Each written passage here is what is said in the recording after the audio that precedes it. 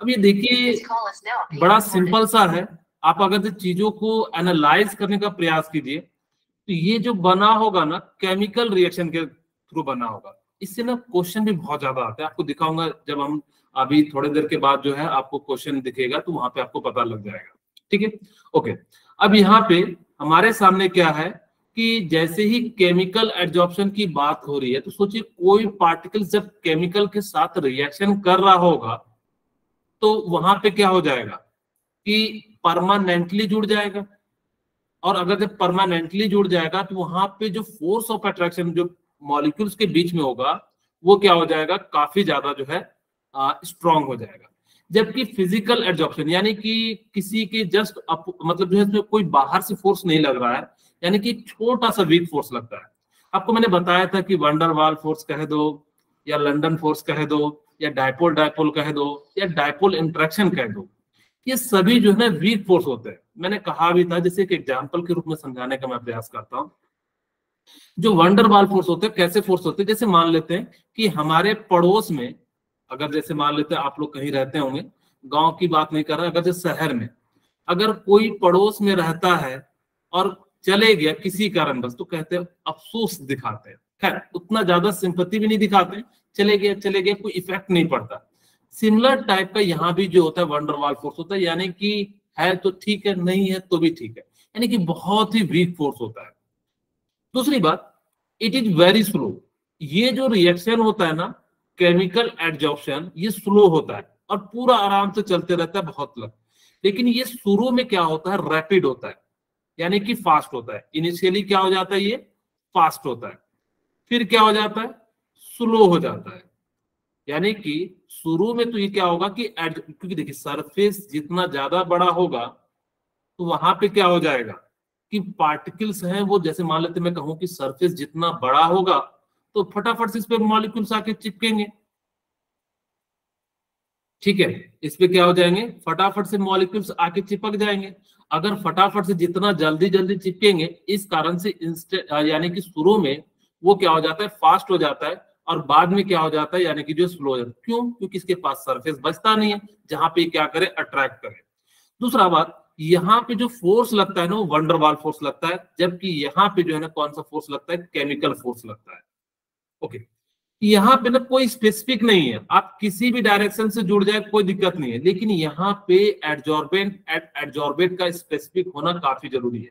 अगर different different हुए तो वो रिएक्शन ही नहीं करेंगे, और अगर रिएक्शन नहीं करेंगे तो जिस कारण से वो क्या हो जाएगा कि जो है आपका जो है सही से वो रिएक्शन नहीं कर पाएगा, और रिएक्शन नहीं कर पाएगा तो वो क्या होगा, केमिकल एड्जॉर्प्शन नहीं हो पाएगा। अब आपके मन में आ रहा होगा क्या सर केमिकल एड्जॉर्प्शन में सरफेस पे ही मॉलिक्यूल जुड़ता है? तो हाँ, सरफेस पे ही जुड़ता है, लेकिन उनके बीच में एक इलेक्ट्रोस्टैटिक फोर्स ऑफ अट्रैक्शन लग जाता है, जिस कारण से यहाँ पे जो होता है वो क्या हो जाता है, काफी स्ट्रॉन्ग फोर्स लगता है, जबकि यहाँ पे क्या होता है, वीक फोर्स लगता है। चाहो तो लिख सकते हो, जैसे आगे डिफरेंस में लिखा हुआ है। इस बात को जरूर ध्यान दीजिएगा कि केमिकल एड्जॉर्प्शन तभी हो पाएगा जब आपका एड्जॉर्बेट और एड्जॉर्बेंट दोनों स्पेसिफिक डायरेक्शन से क्या हो, यानी कि जो हो, तभी वो क्या हो सकता है, यानी कि जो है केमिकल एड्जॉर्प्शन हो सकता है। केमिकल एड्जॉर्प्शन को एक्टिवेटेड एड्जॉर्प्शन भी कहा जाता है, और साइंटिस्ट ने दिया था, यानी कि फ्रेंडली कहा जाता है, उसको जो है लैंगमुयर कहा जाता है, इस साइंटिस्ट के नाम पे पढ़ा। ओके, अब हम बात करते हैं। मैंने कहा था chemical adsorption is fast with increase pressure, it can not alter the amount, यानी कि जब आप प्रेशर को बढ़ाओगे तो केमिकल रिएक्शन जो है ना वो क्या हो जाता है, यानी कि फास्ट हो जाता है। तो सर क्यों इंक्रीज हो जाता है? क्योंकि जैसे ही केमिकल एड्जॉर्प्शन आप रिएक्शन कर रहे हो, बाहर से फोर्स दे रहे हो, जब हम बाहर से फोर्स दे रहे हैं तो यानी कि किसी चीज को हम करने के लिए ज्यादा प्रेरित कर रहे हैं, जिस कारण से यहाँ पे क्या हो जाता है, केमिकल एड्जॉर्प्शन जो हो जाता है वो क्या हो जाता है, यानी कि जो है ज्यादा अमाउंट में होता है अगर आप प्रेशर को इंक्रीज करते हो। लेकिन इसमें ना कुछ एक्सटेंट तक तो होता है, फिर उसके बाद कोई फर्क नहीं पड़ता। ऐसे समझ लीजिए कि मान लीजिए कि सरफेस के ऊपर पार्टिकल्स चिपक गए, अगर जो सरफेस के ऊपर पार्टिकल्स चिपक गए, अब उसके पास जगह नहीं है, आप कितना भी प्रेशर डालोगे तो उतना इफेक्ट नहीं पड़ेगा। ऐसे समझ लीजिए, मान लीजिए कि मैंने क्या करा कि पेपर के बंडल को रखा और इसको मैंने प्रेस करना शुरू कर दिया। एक एक्सटेंट आने के बाद जो आप कितना भी प्रेशर को डालोगे तो वो क्या होगा, यानी कि इस पे कोई फर्क नहीं पड़ेगा। इसी तरीके से यहाँ भी होता है कि थोड़ा देर तो असर करता है, लेकिन उसके बाद जो है एब्जॉर्प्शन जो है वो क्या हो जाता है, यानी कि जो है इंक्रीज नहीं करता है, यानी कि एक एक्सटेंट तक इंक्रीज करेगा, फिर एब्जॉर्प्शन जो है इंक्रीज नहीं होता है। ठीक है, सम एक्सटेंट तक होता है, उसके बाद जो है वो कांस्टेंट हो जाता है। When temperature is raised, chemisorption first increase then decreases.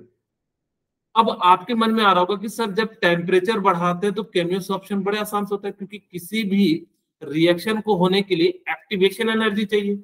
जब केमिकल से करा रहे हैं तो उसके अंदर क्या चाहिए, एक्टिवेशन एनर्जी चाहिए।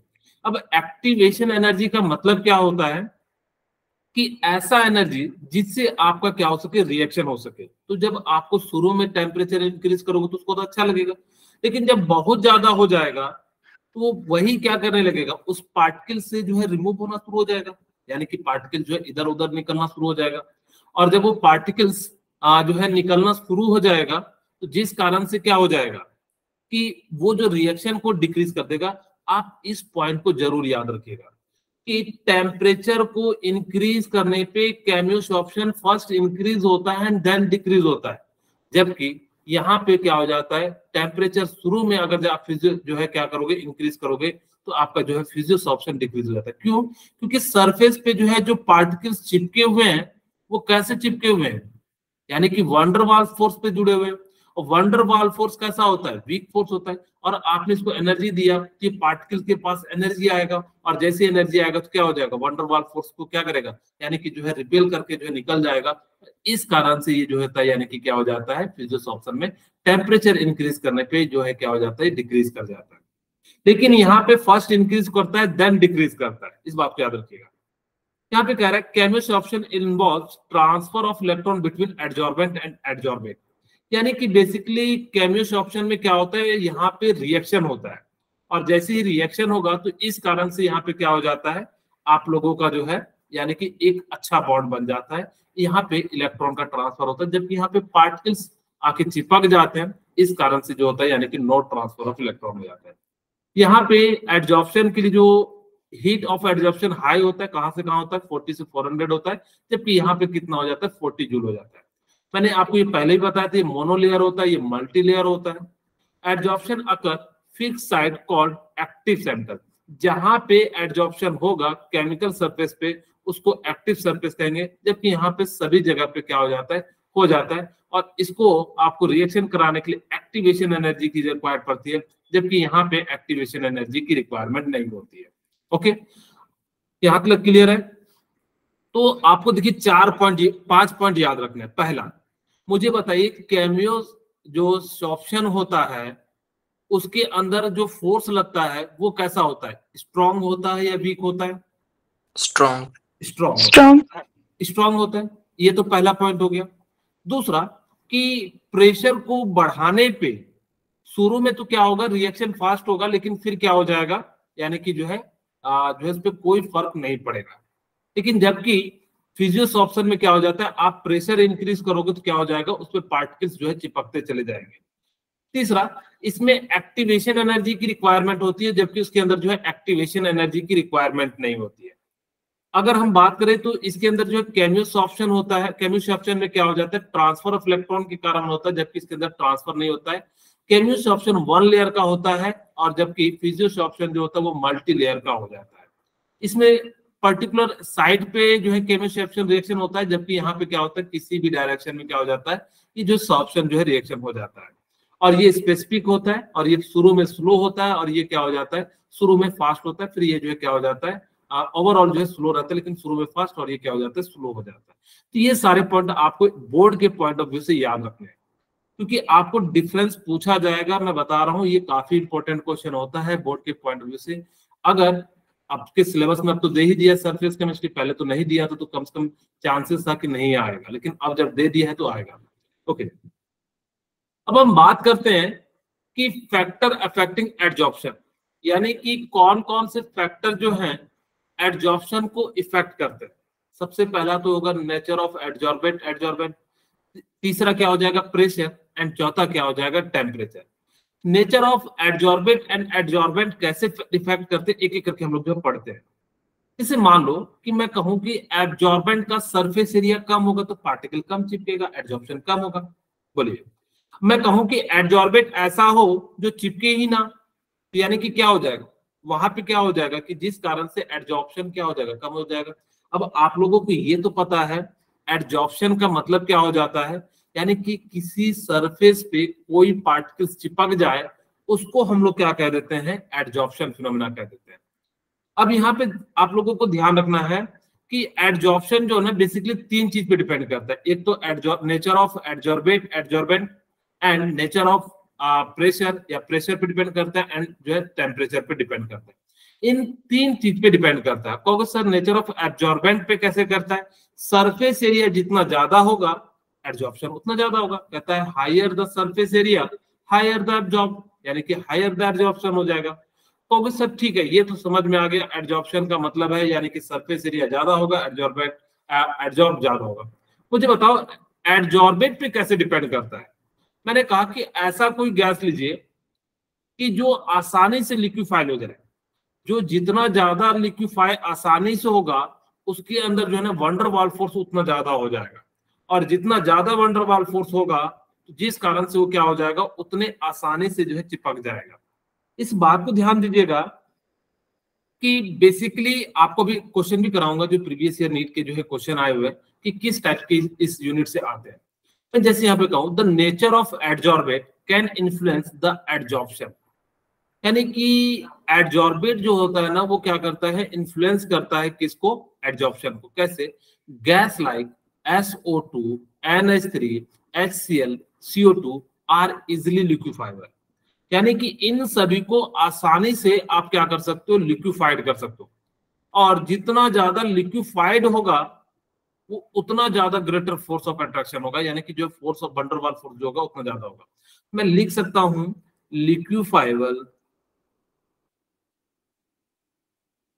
जितना ज्यादा हाई होगा तो वंडर वाल फोर्स क्या हो जाएगा, उतना ज्यादा होगा।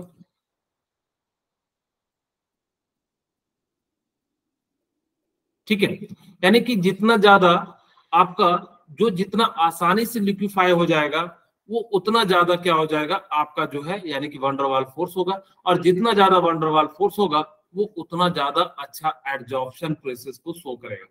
जबकि कहता है H2, N2 and O2 can not liquefied easily. हम जो है ना H2, N2 को ये याद रख लीजिएगा कि कौन कौन से जो है आसानी से होते हैं। तो सबसे जो आसानी से होता है जो क्या हो जाते हैं CO2, HCl, NH3 and SO2। और कौन कौन से नहीं होते हैं, H2, N2 एंड O2, तीनों के तीनों गैस है जो कि आप लोग यूज करते हैं। एक तो पानी में यूज करते हैं और एक जो है नाइट्रोजन यानी कि प्रोटीन में यूज होता है। ये तीनों के तीनों गैस जो होते हैं यानी कि आसानी से लिक्विफाइड नहीं होते, और अगर आसानी से लिक्विफाइड नहीं होंगे जिस कारण से क्या हो जाएगा, एब्जॉर्प्शन जो है अच्छे से नहीं हो पाएगा। तो सर ये CO2 तो हम लोगों ने देखा है कि जैसे गाड़ी उड़ी से निकलता है देखिएगा आप किसी भी दीवार पे चिपक जाता है। आप लोगों ने कभी ध्यान दिया होगा कि अगर जब लकड़ी के बर्तन पे, लकड़ी से आप खाना बना रहे होंगे तो आपके बर्तन पे देखिएगा CO2 चिपक जाता है। चिपकता है कि नहीं चिपकता है? Yes sir. तो वही कह रहा है कि यहाँ पे CO2 जो होता है ना आसानी से क्या हो जाता है, यानी कि एडजॉर्प्शन फिनोमेना शो करता है। क्यों? क्योंकि ये लिक्विड में आसानी से कन्वर्ट हो जाता है। जो जितना ज्यादा आसानी से लिक्विफाई हो जाएगा वो उतना ज्यादा फोर्स ऑफ अट्रैक्शन शो करेगा, और जिसका फोर्स ऑफ अट्रैक्शन ज्यादा होगा वो क्या करेगा, उतना आसानी से एडजॉर्ब हो जाएगा। Okay, these permanent gases are having low critical temperature. ये जो है ना इनका क्रिटिकल टेम्परेचर क्या होता है, लो होता है। मैं बताता हूँ क्रिटिकल टेम्परेचर क्या होता है। While gases with high critical temperature are absorbed readily, यानी कि जिसका क्रिटिकल टेम्परेचर ज्यादा होगा, एक क्वेश्चन भी आया हुआ एग्जाम में याद रखिएगा, सीधे सीधे कैसा आता भी दिखाएंगे, नीट का ये क्वेश्चन है। क्रिटिकल टेम्परेचर हाई होगा तो बताइए वंडर वाल फोर्स ज्यादा होगा। Yes sir. और वंडर वाल फोर्स ज्यादा होगा तो एडजॉर्प्शन क्या हो जाएगा, आसानी से हो जाएगा। Yes sir. Yes sir. तो यहाँ पे क्या हो जाएगा कि फोर्स ऑफ अट्रैक्शन ज्यादा हो गया, जिस कारण से एडजॉर्प्शन जो हो जाएगा वो क्या हो जाएगा, उतना ज्यादा। अच्छा हो जाएगा। ठीक है, तो यानी कि उतना अच्छा एडजॉर्प्शन होगा। इस बात को एकदम याद रख लेना, क्योंकि बहुत ज्यादा नीट के पॉइंट ऑफ व्यू से इंपॉर्टेंट है कि जिसका क्रिटिकल टेम्परेचर ज्यादा होगा वो एडजॉर्प्शन फिनोमेना ज्यादा अच्छे से शो करेगा। इस बात को याद रखना कि क्रिटिकल टेम्परेचर जितना अच्छा होगा वो एब्जॉर्ब्ड रेडली करेगा, यानी कि तेजी से करेगा।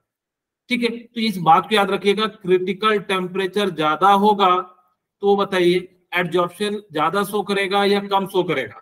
ज्यादा। मान लो मेरे पास 3 गैसेस है A B C, एक का 10 है, एक का 20 क्रिटिकल टेम्परेचर और एक का 30 है। मुझे बताइए कि कौन सबसे अच्छा जो है एडजॉर्प्शन शो करेगा? सी। जिसका टेम्परेचर ज्यादा होगा उसका एडजॉर्प्शन क्या हो जाएगा, ज्यादा हो जाएगा। आगे हम एक टेबल आप लोगों को दिखा देते हैं कि किसका टेम्परेचर ज्यादा। अच्छा, fourth one, effect of temperature. अगर हम बात करें कैमियोस ऑप्शन में, कैमियोस ऑप्शन में क्या होता है कि फर्स्ट जो है ना इंक्रीज करता है, जबकि फिजियोस ऑप्शन में डिक्रीज होता है। अब ध्यान से सुनिएगा, होता क्या है, मैंने क्या कहा कि केमिकल सॉर्प्शन को होने के लिए उसमें आपको क्या चाहिए, एक्टिवेशन एनर्जी चाहिए। अच्छा, सबसे पहले क्रिटिकल टेम्परेचर क्या होता है ये बता देता हूं। क्रिटिकल टेम्परेचर ऐसा टेम्परेचर होता है जिसपे गैस को, उस टेम्परेचर के बाद आप गैस को कभी भी लिक्विड में कन्वर्ट नहीं कर सकते। उस टेम्परेचर को हम लोग क्या कह देते हैं, क्रिटिकल टेम्परेचर कह देते हैं। फिर से सुन लीजिएगा, क्रिटिकल टेम्परेचर ऐसा टेम्परेचर होता है जिस पे गैस को आप लिक्विड में कन्वर्ट ना कर सको, उस टेम्परेचर को हम लोग क्या कह देते हैं, क्रिटिकल टेम्परेचर कह देते हैं। ओके, अब हम बात करते हैं कैमियोस ऑप्शन में। कैमियोस ऑप्शन में क्या होता है कि मान लीजिए कि किसी सरफेस, यानी कि जो है यहाँ पे दो मॉलिक्यूल्स आपस में केमिकल रिएक्शन करा रहे होंगे, और जब वो केमिकल रिएक्शन आपस में करा रहे होंगे तो जिस कारण से क्या होगा कि उसका इलेक्ट्रॉन आपस में इधर का ट्रांसफर होगा, और जब वो ट्रांसफर होंगे तो उसके बीच में एक केमिकल फोर्स ऑफ अट्रैक्शन लगेगा, और इस रिएक्शन को होने के लिए आपको कुछ एनर्जी चाहिए। बेसिकली अगर जब मैं बात करूं, कैमियोस ऑप्शन जो होता है वो कैसा होता है, एंडोथर्मिक होता है, क्योंकि इस रिएक्शन को होने के लिए आपको क्या करना पड़ेगा, यानी कि जो है आपको हीट देना पड़ेगा। ऐसे एग्जांपल से समझिए, मान लेते क्या हमारे एटमॉस्फेयर में H2 एंड O2 है क्या? Yes sir. Okay, yes sir. अगर H2 एंड O2 है तो क्या ये आपस में मिलके वाटर बना रहे हैं? Yes sir. Yes sir. Atmosphere में बना रहे हैं क्या? नहीं, एटमॉस्फेयर में H2O2 बनता नहीं है, वो जो बना हुआ है वही है। क्यों? क्योंकि इसको एक पर्टिकुलर टेम्परेचर एंड प्रेशर चाहिए, तभी ये क्या हो सकता है, रिएक्शन हो सकता है। ठीक है, यानी कि क्या होगा कि H2 एंड O2 जो होगा वो क्या हो जाता है, यानी कि पर्टिकुलर टेम्परेचर एंड प्रेशर पे क्या हो जाएगा, ये तब जाके क्या बनता है, वाटर का फॉर्मेशन हो जाता है।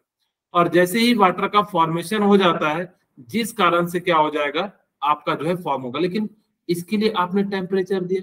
इसीलिए कैमियोस ऑप्शन जो होता है वो एंडोथर्मिक होता है, जबकि फिजियोथेरेपी जो होता है वो कैसा होता है, एक्सोथर्मिक होता है। ठीक है, यानी कि ये प्रोसेस हो गया।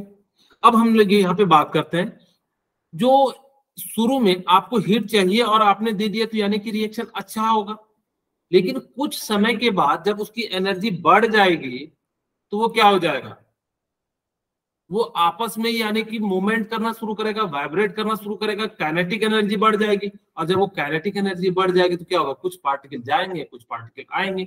इस कारण से कैमियोस ऑप्शन शुरू में तो इंक्रीज करता है, लेकिन after some times it decreases. लेकिन जब आपके सामने फिजिक्स ऑप्शन होगा, यानी कि फिजिकल जो है एब्जॉर्प्शन होगा, तो वहां पे क्या होता है कि वो तो बेचारा पहले से ही कमजोर पे जुड़ा होता है और अपने एनर्जी दे दे तो वो तो और तेजी से भाग जाएगा। इस कारण से वहां पे क्या हो जाता है, डिक्रीज हो जाता है जब आप टेम्परेचर को इंक्रीज करते हो। इफेक्ट ऑफ प्रेशर क्या होता है, दोनों पे जो है सेम हो जाता है, यानी कि दोनों जब प्रेशर आप इंक्रीज करते हो तो दोनों पे एब्जॉर्प्शन जो है क्या हो जाता है, इंक्रीज हो जाता है। Chemical absorption is fast with increase in pressure, it can not alter the amount of adsorption, यानी कि जैसे ही आपने प्रेशर बढ़ाया तो सभी पार्टिकल्स को पास लेके आ गए, और पास लेके आ गए तो यानी कि वंडर वाल फोर्स बढ़ गया, फोर्स बढ़ गया तो यानी कि सरफेस पे ज्यादा चिपकेंगे। अब जैसे मान लो कि एक रूम में आपने ऐसे समझे, मान लेते हैं कि आटा की जो है वो है कंटेनर है, ठीक है। अब हम ये जो है ना नहीं आ रहा था तो हमने क्या करते हैं, पटक पटक के उसके गैप में भर देते हैं, प्रेशर अप्लाई कर रहे हैं तो पार्टिकल्स ज्यादा चिपक जाते हैं। तो सिमिलरली जब यहाँ पे भी आप प्रेशर का अप्लाई करते हो तो पार्टिकल्स जो होते हैं वो क्या हो जाते हैं, यानी कि एडजॉर्प्शन जो होता है वो ज्यादा हो जाता है। अब यहाँ पे देखिए मैंने कहा नेचर ऑफ ये सब पे डिपेंड करता है, तो एक दो एग्जांपल देख लीजिए क्या होता है क्रिटिकल टेम्परेचर केसेस के क्वेश्चन बनेंगे, अभी थोड़ी देर में आप लोगों को पता लग जाएगा। Nature of adsorbent, same gases में be adsorb of different extent of different adsorbent, यानी कि सभी के लिए अलग अलग एडजॉर्बेंट होंगे, तो अलग अलग जो है एडजॉर्ब की प्रोसेस होगी, यानी कि वो डिपेंड करता है कि आप एडजॉर्बेंट कैसा ले रहे हो। यानी कि सेम गैस में be adsorb to different extent, जैसे मैं कहूं आप लोगों के लिए HCl अलग जुड़ेगा, CO2 की क्वांटिटी अलग जुड़ेगी, दोनों गैस है अगर, लेकिन दोनों जो है क्या हो जाएगा कि अलग अलग एक्सटेंट पे, यानी कि अलग अलग अमाउंट पे क्या होगा, यानी कि जो है जुड़ेगा। दोनों जो है कभी भी बराबर नहीं जुड़ेंगे। कहोगे सर मेरे पास तो दोनों क्या है,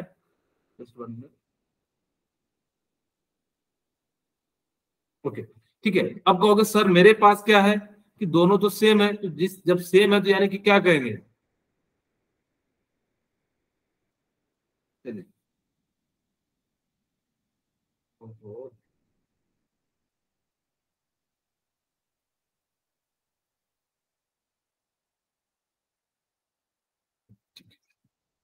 ओके।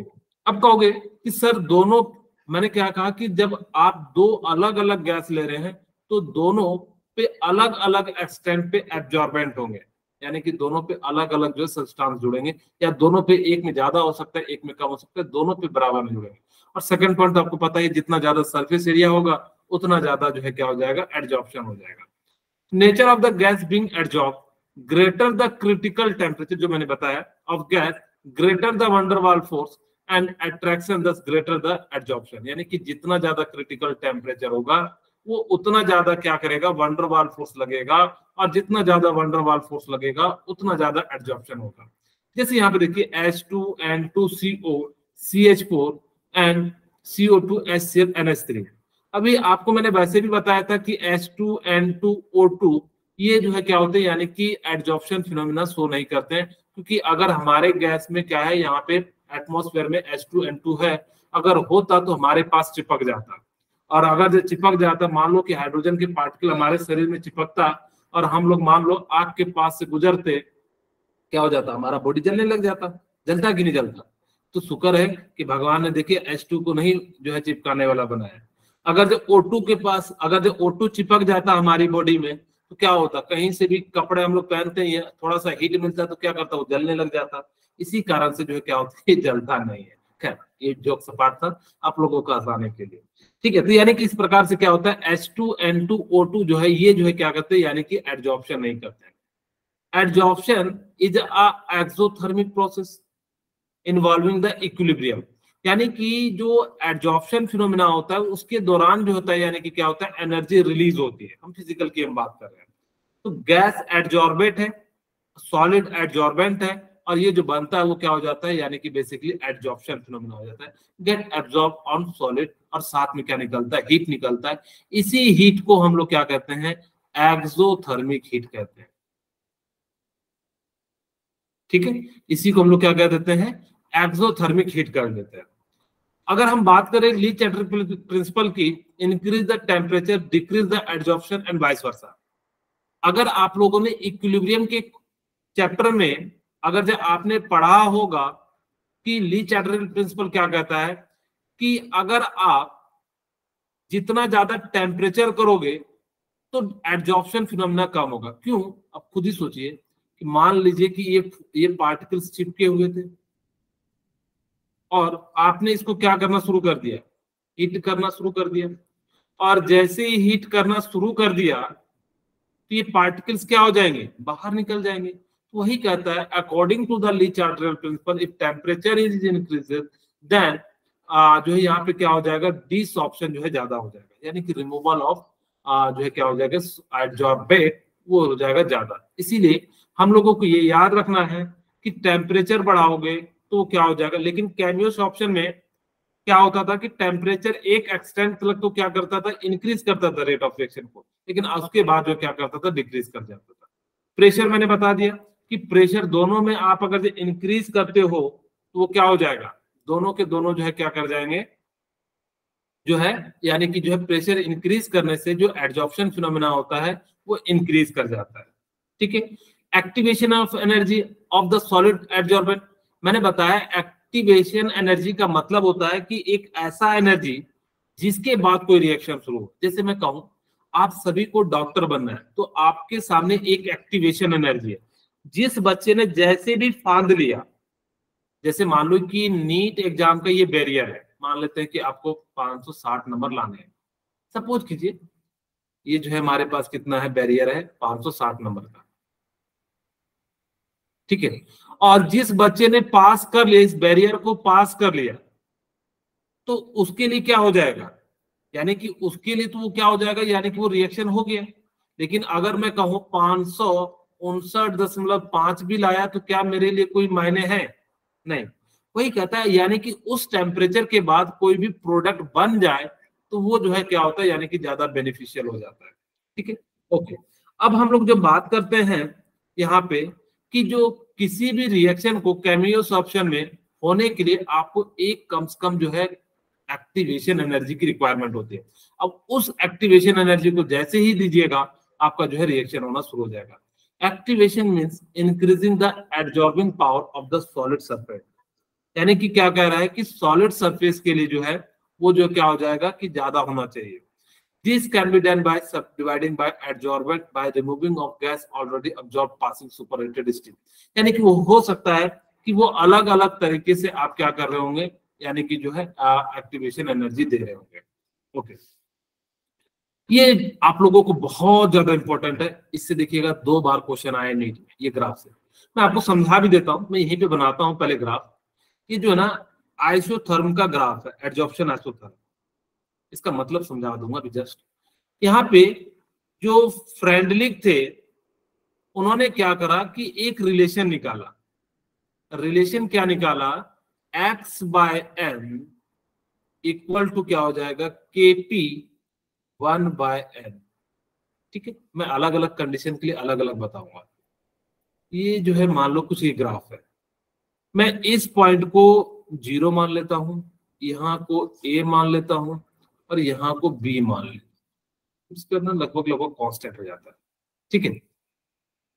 अच्छा यहां से देखिए मैं बात करूं ओ ए के लिए, तो ओ ए पे लीनियरली बढ़ रहा है, अगर से देखिए बिल्कुल लीनियरली बढ़ रहा है। देखिए तो कैसा बढ़ रहा है, लीनियरली बढ़ रहा है। अगर जो लीनियरली बढ़ रहा है, ध्यान से सुनिएगा, मैं इसको नेक्स्ट पेज में बनाता हूं क्योंकि आप लोगों के लिए काफी इंपॉर्टेंट है, सारे पॉइंट आपको समझ में आ जाएंगे। जैसे मैंने कहा कि मेरे पास 3 केसेस भी बनाऊंगा और आपको एक क्वेश्चन भी कराऊंगा। सपोज कीजिए कि ये कोई ग्राफ बना और हमारे पास जो इक्वेशन है वो क्या है, लैंगुएर फ्रेंडलिक के अनुसार से x by m kp to the power 1/n। कहोगे सर यहाँ x क्या है, मास ऑफ एडजॉर्बेट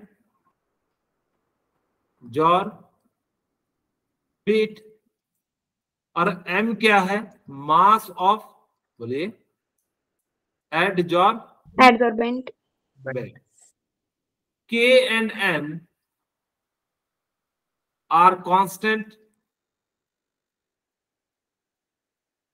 ब्रैकेट में लिख लीजिए, it depends upon the temperature. ठीक है। P जो है वो क्या है, प्रेशर। ओके। यहां पे हमने क्या करा कि x बाय m को रख दिया और यहाँ पे हम लोगों ने क्या रख दिया, यहाँ पे हम लोगों ने प्रेशर को रख दिया।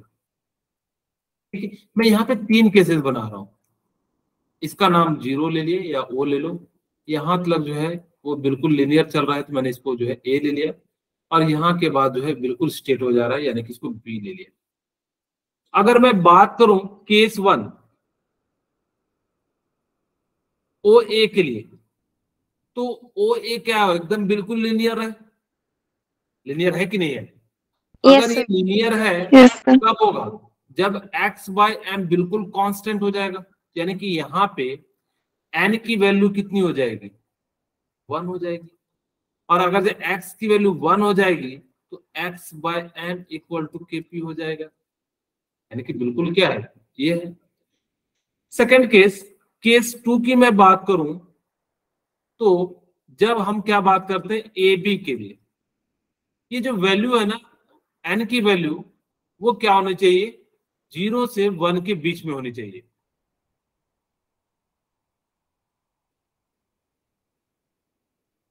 जीरो टू 1, तो यानी कि क्या होगा कि अगर जो है जैसे थोड़ा थोड़ा बढ़ा होगा तो ये भी क्या होगा, बढ़ना शुरू हो जाएगा। घटा होगा तो यानी कि क्या हो जाएगा, घटना शुरू हो जाएगा। लेकिन अगर मैं केस 3 की बात करूं, बिल्कुल कांस्टेंट हो जाएगा। अगर जब कांस्टेंट हो जाएगा B या आफ्टर द B, क्या हो जाएगा, तो n की वैल्यू कितनी हो जाएगी, 0 हो जाएगी। और n की वैल्यू 0 हो गई तो x बाय m क्या हो जाएगा, k हो जाएगा, बिल्कुल स्ट्रेट लाइन हो जाएगा। और देखिए स्ट्रेट लाइन है यानी कि पर्टिकुलर टेम्परेचर पे। मैं अगर ये एक क्वेश्चन आपसे पूछ दूं, ध्यान सुनिएगा, बड़ा इंपॉर्टेंट क्वेश्चन है, इस बार 23 में आया हुआ है जेईई मेंस में। ये कुछ इस प्रकार से, x बाय m और यहाँ पे मैंने प्रेशर ले लिया।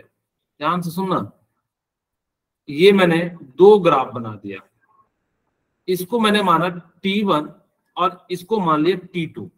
मुझे बताइए कि कौन सा टेम्परेचर ज्यादा है, T1 या T2? T2 देख के ऐसे नहीं पता लगेगा क्योंकि यहाँ टेम्परेचर है नहीं। अब देखिए, क्योंकि सर हम पता कैसे करें कि T1 है या T2, क्योंकि हमें तो देख के पता नहीं लग रहा है।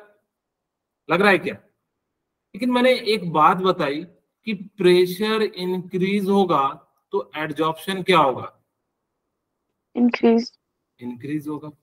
दूसरा मैंने बताया टेम्परेचर इंक्रीज होगा तो एडजॉर्प्शन क्या हो जाएगा, डिक्रीज। ठीक है। अब मुझे बताइए कि यहाँ पे ये एडजॉर्प्शन हो रहा है क्योंकि यहाँ पे प्रेशर सेम है, प्रेशर दोनों का सेम है, हमने जो है बराबर ले लिया। लेकिन हमने यहाँ पे देखा कि इसका एडजॉर्प्शन कितना है, ये है, इसका एडजॉर्प्शन कितना है, ये है। ओके, अब ये वाला एडजॉर्प्शन कम है, ये वाला एडजॉर्प्शन क्या है, ज्यादा है। आपको पता है जिसका टेम्परेचर ज्यादा होगा उसका एडजॉर्प्शन क्या हो जाएगा, कम।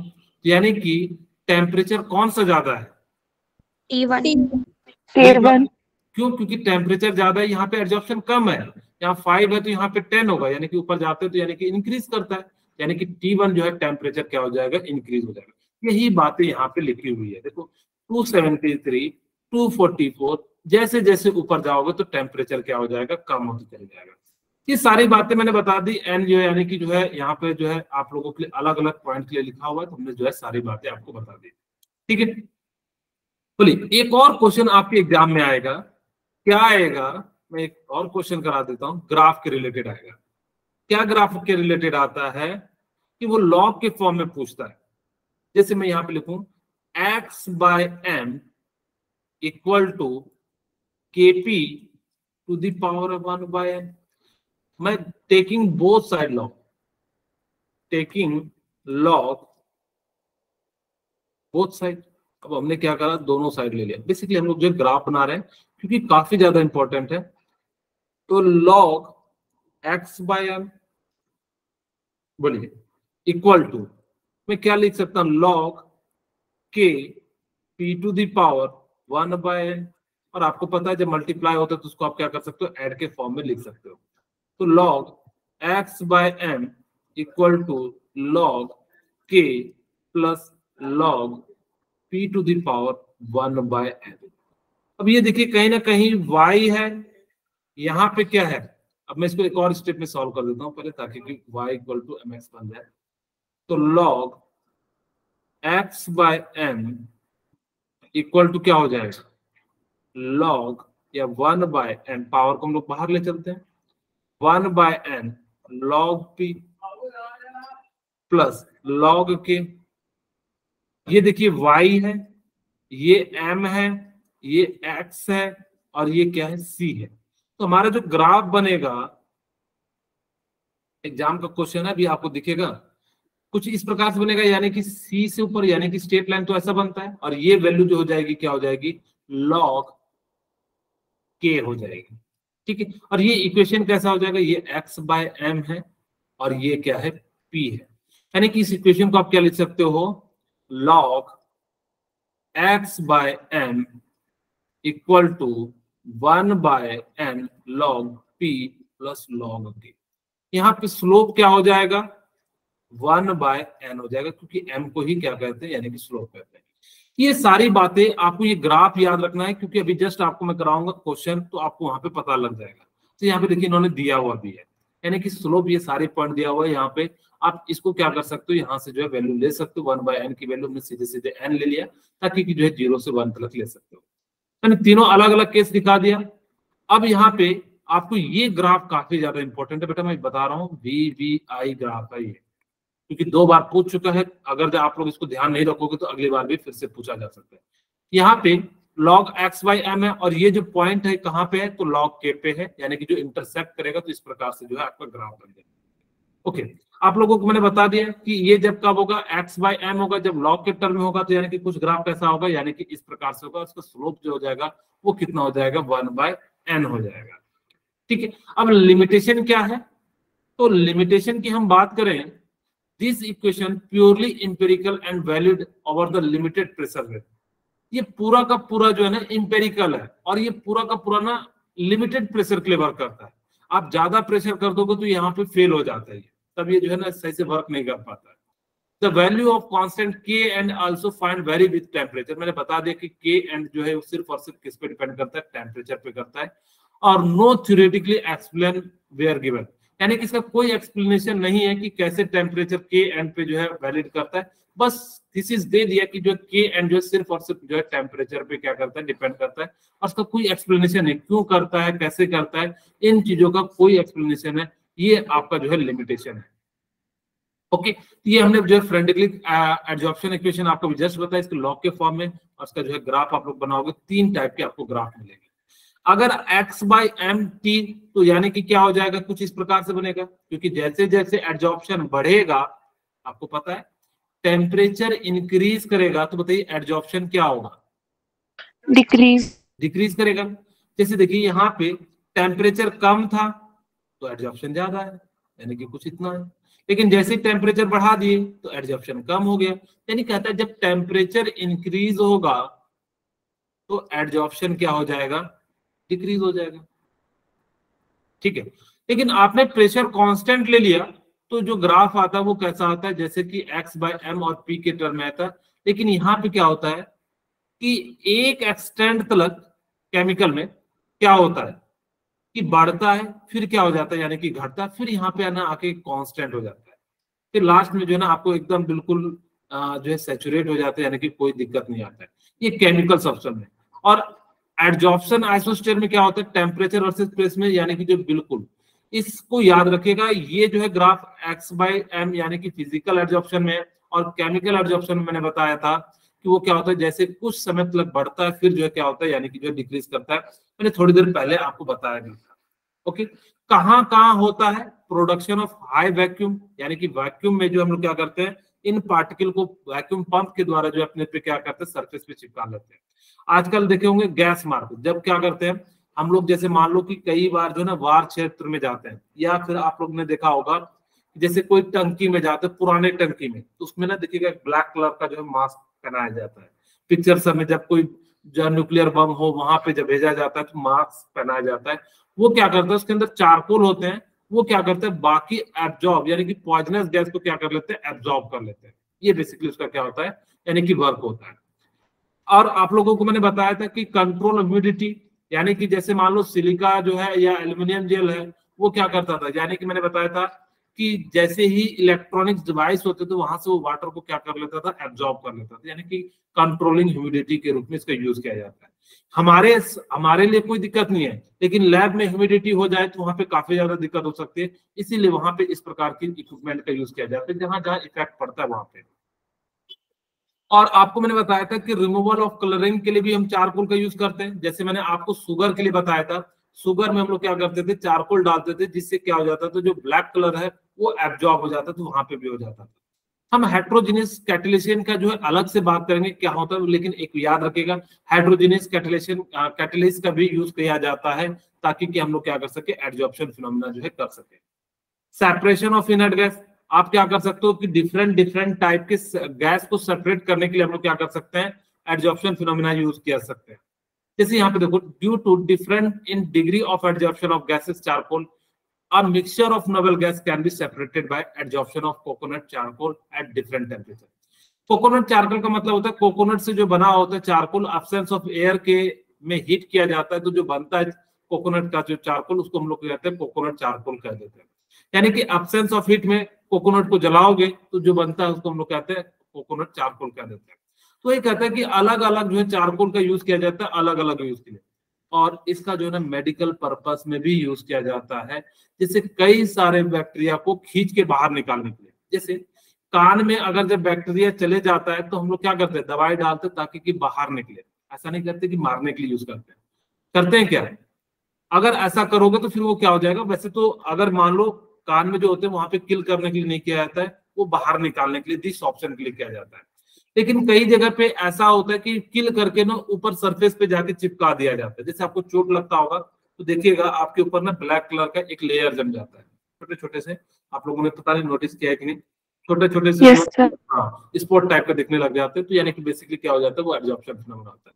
फोर्थ फ्लोशन ऑफ प्रोसेस, यानी कि झाग जब बनाते हैं, यानी कि जब कपड़े धोते देखिएगा सरफेस पे सारे झाग होते हैं, क्या अंदर होते हैं झाग के पानी के अंदर नहीं? तो वही वो कहता है, यानी कि a low grade sulfide or concentrated by separating it from silica, यानी कि जब लो ग्रेड का जो है सल्फाइड और को आप सेपरेट करने के लिए करते हैं तो वो झाग बनता है। झाग जो है ना ऊपर जो है जितने भी इम्प्योर मटेरियल होते हैं उन सभी को ऊपर कर लेता है। या फिर पाइन ऑयल फ्लोटिंग एजेंट, यानी कि जो पाइन ऑयल का जो हम लोग क्या करते हैं यूज करते हैं, कपड़े धोने में फ्लोटिंग एजेंट का यूज किया जाता है, यानी कि जो झाग जो बनता है उसका यूज किया जाता है। इसका एक और एग्जांपल है एडजॉर्प्शन, जो होता है इंडिकेटर के रूप में यूज किया जाता है। आप सभी ने देखा होगा कि यूनिवर्सल इंडिकेटर को जैसे ही आप किसी सॉल्यूशन में डीप करते हैं तो वहां पे क्या हो जाता है, प्लीज मैम 2 मिनट मैं इसको कवर कर देता हूं। तो वहां पे आपको क्या होगा, यानी कि जो है दिख जाएगा, यानी कि जो है उसका कलर जो है वो क्या हो जाता है। मैम आप जुड़ चुके हैं, कमल मैम आप जुड़ चुके हैं, ओके। तो यहाँ पे क्या हो जाता है कि जैसे ही यहाँ पे क्या हो जाएगा, जुड़ जाएगा, तो जिस कारण से क्या हो जाएगा आपको जो है वहां पे एडजॉर्प्शन फिनोमेना दिखेगा। ठीक है, यानी कि जैसे कि क्या रहा है एडजॉर्प्शन इंडिकेटर, जैसे इंडिकेटर पे पानी पड़ता है या सॉलिड एसिड या बेस पड़ता है, उसका कलर क्या हो जाता है, चेंज जाता है। एंड क्रोमेटिक ग्राफिक एनालिसिस, यानी कि कलर को भी सेपरेट करने के लिए जो हम लोग क्या करते हैं, यूज करते हैं। जैसे मैंने कहा था फ्रेंडलिक एडजॉर्प्शन, तो फ्रेंडलिक एडजॉर्प्शन मैंने बताया था 2 ग्राफ, एक x/m यानी कि p, तो ये बिल्कुल सही है। दूसरा log x/m, और हमने जो किसके लिए बताया था, यानी कि जो है आप लोगों के लिए यह बताया था, यानी कि a देखो सब में है, तो यानी कि ये तो नहीं होगा, यानी कि इसका राइट आंसर आप क्या होने वाला है, या तो b c d होने वाला है। log x/m और नीचे में log p रखा था, यानी कि बिल्कुल ये ग्राफ आया था, तो यानी कि b भी होने वाला है, यानी कि c नहीं होने वाला है। अब हम बात करते हैं d की, यानी कि क्या हो जाएगा कि x/m, अगर आप ध्यान से देखिए हमने क्या बताया, तो x/m हमारे पास क्या हो जाएगा k p⁴ यहाँ पे k तो क्या है, कांस्टेंट है, तो उतना ज्यादा इफेक्ट नहीं करेगा, तो यानी कि बेसिकली क्या हो जाएगा x = xp1/n, यानी कि देखिए स्ट्रेट लाइन ही तो आ रहा है, यानी कि इसका जो राइट आंसर क्या हो जाएगा, ABD हो जाएगा। वही मैंने कहा था कि ये जो इसका हो जाएगा। नेक्स्ट क्वेश्चन, मैंने बताया कि जो एडजॉर्प्शन फिनोमेना होता है वो पहले क्या होता है, फास्ट होता है, फिर स्लो होता है, फिर इंडिपेंडेंट ऑफ प्रेशर हो जाता है। ठीक है, और ये आपको पिछली क्लास में बताया था कि डेल्टा इसकी वैल्यू भी निगेटिव होनी चाहिए और इंट्रोपी की भी वैल्यू क्या होनी चाहिए, निगेटिव होनी चाहिए। ये क्वेश्चन आप मुझे बताइए। कोमल मैम आप जुड़ चुके हैं? ओके, मुझे बताइए इस क्वेश्चन का आंसर क्या हो जाएगा, जिसका मैंने कहा क्रिटिकल टेम्परेचर जितना कम होगा वो उतना कम एडजॉर्प्शन शो करेगा, जिसका जितना ज्यादा होगा उतना ज्यादा शो करेगा। तो NH3 का जो है क्या हो जाएगा, ये देखिए 2022 के क्वेश्चन है। ये देखिए पुराना क्वेश्चन है, नीट का ही है। द लैंगवेयर एडजॉर्प्शन आइसोथर्म, जो लैंगवेयर था वो केमिकल वाले के लिए था, केमिकल एडजॉर्प्शन के लिए। वही कह रहा है कि वहां पे क्या होता है कि जो एडजॉर्प्शन साइट होता है, जितना ज्यादा साइट अवेलेबल होगा उसी एक्टिव साइट पे जाके जुड़ता था। मैंने कहा भी था कि इस बात को याद रखिएगा कि adsorption site are equivalent to the in their ability to adsorb particles, यानी कि जितना उस पोर्शन पे चिपकेगा उसी को हम लोग क्या कहते थे, एक्टिव साइट कहते थे। 3-4 क्वेश्चन है, आप लोग इसको बना लीजिएगा, आप सभी को मेरे ख्याल से बन जाएंगे। और फिर नेक्स्ट क्लास में हम लोग जो है कैटलिस्ट के बारे में बात करेंगे।